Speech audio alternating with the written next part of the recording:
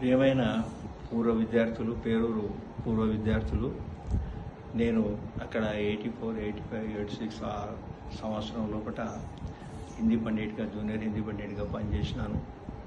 మరి ముఖ్యంగా చెప్పవలసింది ఏంటంటే, నాకు మరి విద్యార్థులకు ఎంతో సంబంధం అనేది చాలా ప్రేమతో, భక్తి శ్రద్ధలతో కలిసిమెలిసి ఉండేవాళ్ళు. వాళ్ళు నాతో కూడా, నేను కూడా విద్యార్థులతో ఆ విధంగా ఉండేవాడిని. మరి ముఖ్యంగా చెప్పాలంటే గ్రామస్తులు కూడా నాతో ఎంతో ప్రేమగా ఉండేవాళ్ళు, మంచి గౌరవంగా ఉండేవాళ్ళు.